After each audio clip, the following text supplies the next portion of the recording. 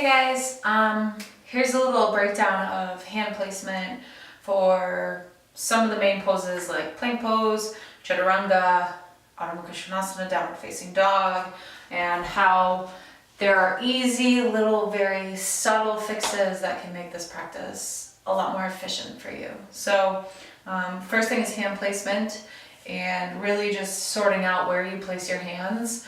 Good gauge is always shoulder width to outer shoulder width distance apart so that the upper chest can be nice and broad.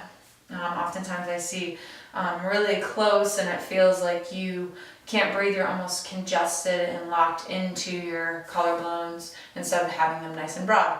So shoulder to outer shoulder width distance apart, depending on what you've got going on with your shoulder girdle, your elbows, your wrists, but do know that this placement affects this placement affects this. So the whole chain of the body is affected by how you place.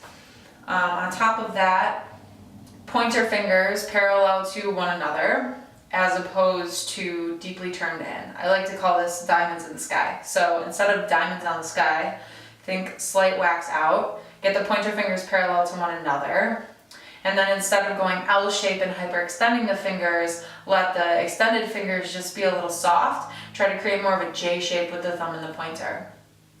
And as much as the hand is set up this way, you also have to keep engagement. So a gentle hug of the thumb towards the index finger to find a lift in the forearm. And you can see right away the forearm muscle starts to contract when you're doing that. So engagement is good. Muscular engagement is exceptional, just to protect the bones, protect the joints, and everything that you're working with.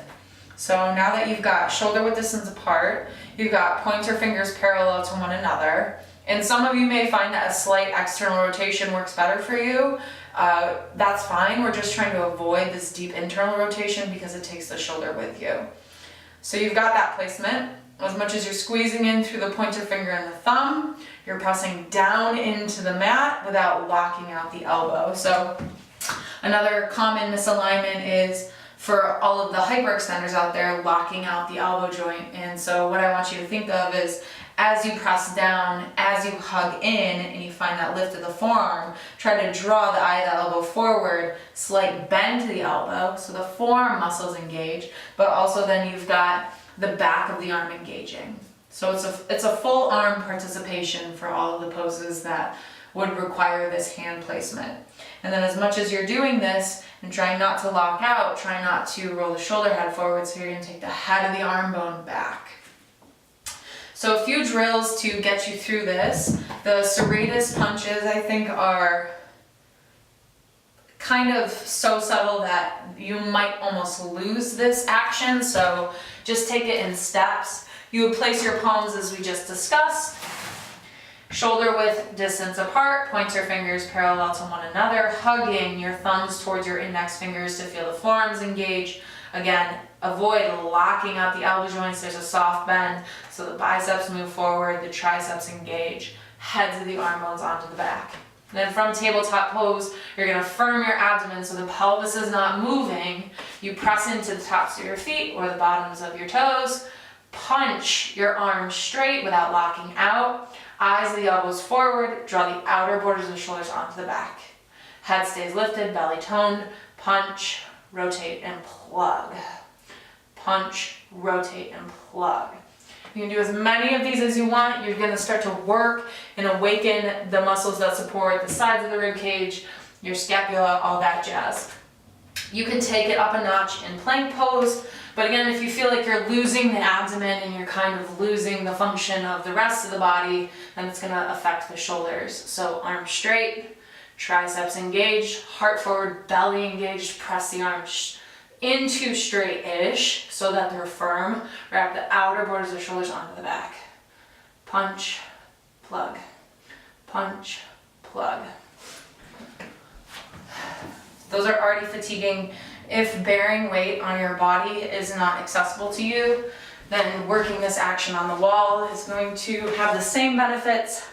Finding the hand placement, pushing into the wall, almost swiping the palms down towards the ground. That'll take the shoulders onto the back, heads of the arm bones back, and you drag. So you push, drag, plug.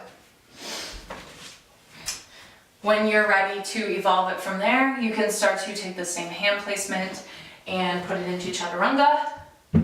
We're using blocks for today as a way to observe how you use the shoulder. So oftentimes chaturangas will start to look like this, get a little messy. You could even rest your chest here, but that's not what we want.